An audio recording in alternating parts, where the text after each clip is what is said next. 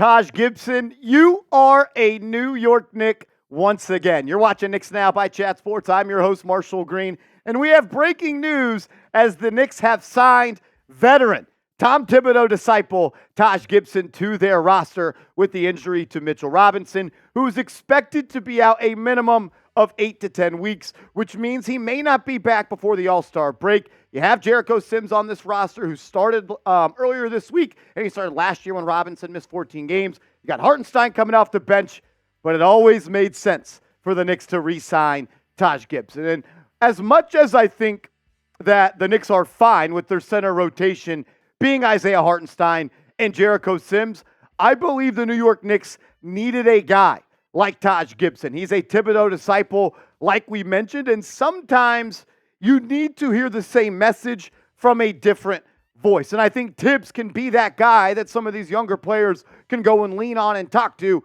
after they just got chewed out by Tom Thibodeau. But Taj Gibson, we all know who he is. I mean, he's played 945 games in the NBA. He is a 14-year veteran. What I like the most is 71 career playoff games for Taj Gibson. I don't expect for Gibson to be a difference maker or a stat stuffer. We all know who he is, but it's a veteran guy. It's a guy that's been in a lot of big moments. He's a New York native. He attended PS 67 Charlie A. Dorsey School. He bleeds orange and blue, and he is back with the New York Knicks. If he does play, which I think he will a little bit, maybe he has one of those games where he's like, this is the Taj Gibson game, that's why he signed him. What to expect from him on the court is simple. High IQ, winning plays, crashing of the boards, and just being a winning player out there. Tom Thibodeau knows what he has in Taj Gibson, even at this late stage of his career, as he currently sits as the fourth oldest player in the NBA. He played 159 games for the Knicks in the 2019, 2020, and 2022 season. 63 starts in those ball games. But kind of a new little wrinkle to his game is the ability to somewhat hit that corner three. Over the last two seasons, Taj Gibson has shot 37% from three on almost at 0.6 three-pointers attempted per game. Like we've said, not going to be someone that's going to move the needle when it comes to on-court performance, but he's going to give you toughness, and he's going to fill a little bit of a need on this team. You look at this Knicks roster with Mitchell Robinson out for the foreseeable future. The Knicks have started, at least in game one of the Mitchell Robinson, or the lack of Mitchell Robinson playing, and it was Jericho Sims in that starting lineup. But also, you could eventually see Taj Gibson not just play the five for this team, but maybe a little bit of a power forward spot as well. Josh Hart has talked about that playing power forward for this team hasn't been ideal for him so far, so maybe you see Gibson get a couple of minutes in a couple of games while Robinson is out. I love the addition, though, and I love bringing back a Knicks legend like Taj Gibson, a guy that loves the Knicks, grew up rooting for the Knicks, and just anytime you get a veteran like that, you got to be pumped up about it. Show him some love in the comment section. Taj Gibson, welcome back to the New York Knicks, and I can't wait to see you put on that number 67 jersey yet again, repping for where you went to high school. Show him some love. Type those 67s down below. We've kind of already alluded to this, but good teams have veteran leaders, and the Knicks are one of the youngest teams in the NBA. You talk about a guy like R.J. Barrett, who's extremely young. Quentin Grimes is young. Mitchell Robinson is young. Even though he's not playing, I think that this is a big add for him, and he can continue to help a guy like Mitchell Robinson develop. Manuel Quickley is young. A lot of players. Jericho Sims is young. The Knicks have one of the youngest ages when it comes to the starting lineup. And the Knicks need a veteran like this because sometimes you need to hear the same message from a different voice. And what I mean by that is everyone in their life, whether it be in coaching, whether it be a teacher, or whether it be your boss, sometimes just hearing them over and over and over again, you can kind of drown out the message a little bit. But whatever Tom Thibodeau preaches, Taj Gibson is going to do that, and he can kind of give the Knicks a player perspective from the message Tibbs is trying to deliver. I mean, Quentin Grimes and Josh Hart have both complained about their role so far this season. And I think that maybe I'm naive and maybe I'm just giving Taj Gibson too much credit for this. I think Grimes could approach Taj Gibson instead of going to the media and complaining about his role. Hart, more of a veteran, already 28 years old. I think he can lean on the big brother shoulder of Taj Gibson, or maybe Gibson goes up to Grimes, or Gibson goes up to Hart and sees that they're visibly frustrated and they're letting their role bleed onto their lack of performance and can approach them and say, hey, chill out, calm down, and be just kind of that veteran that you need. And also, maybe I'm just hoping, maybe I'm just dreaming, maybe Taj Gibson can kind of check Julius Randle sometimes. I know a lot of you guys call me a Julius Randle hater. I think all my constructive criticism is valid, considering I watch pretty much every single game of this team.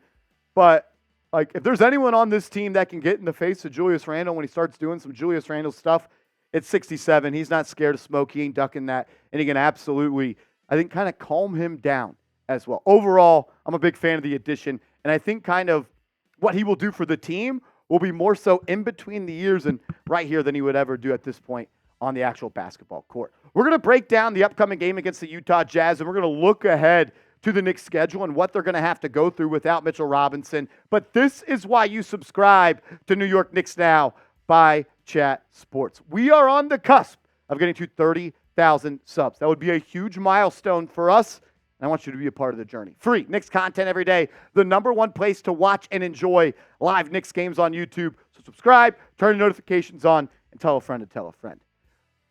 I also want to give a huge shout out to today's sponsor, Prize Picks. I love Prize Picks because I love playing daily fantasy sports, and I love doing it on Knicks games. It makes it a lot more fun and a lot more enjoyable. And what I love about it is it's the easiest way to play daily fantasy sports. All you do is create a lineup of 2 to 3 players, and you simply choose more or less on their projected stat line. 3 players that I've been eyeing for tonight's game against Utah are the big dogs for the Knicks. I think they're going to show up on this first game of a West Coast trip. I have more assists for Jalen Brunson. He had 9 last game, and I think that he's going to start, looking to be more of a distributor. Julius Randle, I have more than 5 3-pointers attempted. He's been hot. I expect him to continue to let it fly. I think RJ Barrett's going to get downhill tonight and get that whistle. I'm going to go with more than 3.5 free throws made for him. You can roll with my picks or fade my picks, but if you're going to play daily fantasy sports, do it with Prize Picks and use the promo code CLNS. Make sure you use that promo code CLNS, and they'll match your first deposit up to $100, meaning they'll give you a free $100 if you put $100 in your account. All that information will be down in the comments and description of today's show. I just kind of want to look back real quick before we talk about the Utah game of the Raptors versus the Knicks game a couple of days ago. The first game without Mitchell Robinson, and kind of want to look at Hartenstein and Jericho Sims' numbers. Sims started, but Hartenstein, he played the lion's share of the minutes, and I honestly loved the way that he played. I think it gives the Knicks a different look on the offensive end. I do think the Knicks defense takes a little bit of a step back. They've already been somewhat bad over the past week and a half, but I like the ability for the Knicks to somewhat roll through him at the high point of the key and be a distributor. And I also think that it gives you a little bit of a scoring threat as well. I want to see Isaiah Hartenstein continue, though, to get the main part of these minutes. Jericho Sims in that game, he started, played 20 minutes, pretty much 21 minutes, 2.7 rebounds, 0 blocks, only 1 of 2. I think Sims does give the Knicks a lob threat. I think he's better at catching and tracking the basketball than Mitchell Robinson.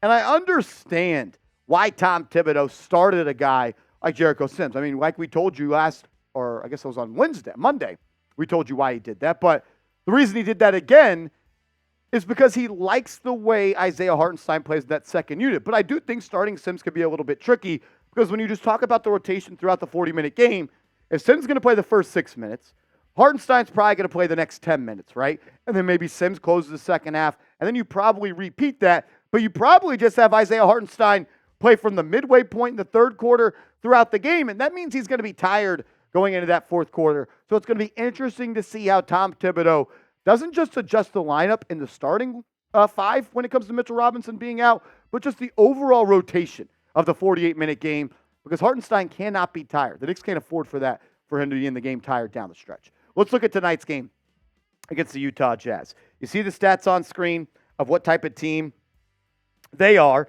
and they're a solid, decent team, but they've somewhat struggled with Lauri Markkanen being out recently.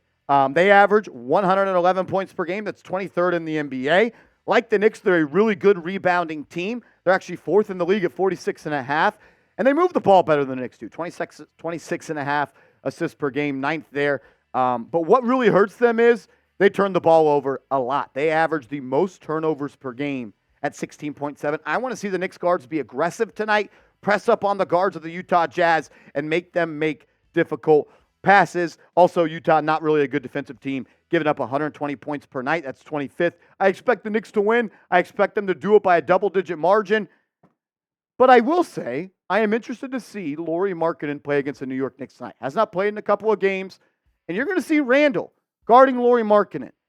And I've been, as you all know, very critical of Julius Randle on the defense end. What he's done on offense after the first 7 games has been awesome, and the Knicks have absolutely needed it.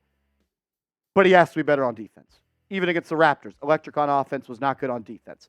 And it's going to be a difficult matchup for him because he's going to have to be on the perimeter. That's where Markkanen operates on the offensive end. So I'm going to be watching 30 versus Lauri Markkanen, the defensive effort he gives tonight. Who do you got in the game? Who do you have winning the game tonight? Is it the Knicks? Is it the Jazz? Sound off for me down below. And as always, I just want to say thank you, and I appreciate you for tuning in to Knicks and Out by Chat Sports. If you want to continue the conversation about Taj Gibson, or you're just looking for another guy on Twitter to keep you up to date on everything orange and blue, give me a follow at @MarshallGreen_, and we'll see you tonight for a watch party versus the Jazz.